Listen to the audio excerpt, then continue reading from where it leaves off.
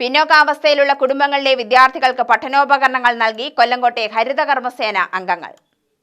കൊല്ലങ്കോട് ഗ്രാമപഞ്ചായത്തിലെ അതിദരിദ്രരുടെ പട്ടികയിൽ ഉൾപ്പെട്ട കുടുംബങ്ങളിലെ കുട്ടികൾക്കാണ് ഹരിതകർമ്മസേനാംഗങ്ങൾ പഠനോപകരണങ്ങൾ നൽകിയത്.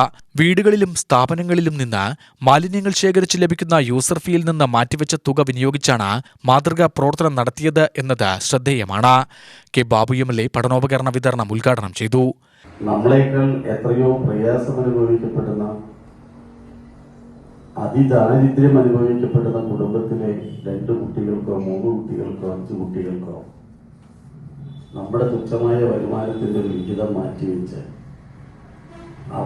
അവർ പഠിക്കാൻ പോകുമ്പോൾ അവരുടെ കൂട്ടുകാർക്കൊപ്പം മറ്റേതൊരു കുട്ടിയെക്കാളും മെച്ചപ്പെട്ട രൂപത്തിൽ അവരുടെ മക്കളും പോകണം എന്ന ആഗ്രഹം പ്രകടിപ്പിച്ച് പഞ്ചായത്ത് പ്രസിഡന്റ് തനിക്ക് കിട്ടുന്ന ഓണറേറിയത്തിൽ നിന്നൊരു ചെറിയ വിഹിതവും നിങ്ങൾക്ക് കിട്ടുന്ന വരുമാനത്തിൻ്റെ ഒരു വിഹിതവും ചേർത്ത് ഇത്തരത്തിൽ പഠനോപകരണങ്ങൾ വിതരണം ചെയ്യാൻ തീരുമാനിച്ച നിങ്ങളെ ഹൃദയപൂർവ്വം നന്ദിയും കടപ്പാടും അഭിനന്ദനവും ഞാൻ അറിയിക്കുകയാണ്. ഗ്രാമപഞ്ചായത്ത് പ്രസിഡന്റ് കെ സത്യപാൽ അധ്യക്ഷത വഹിച്ചു.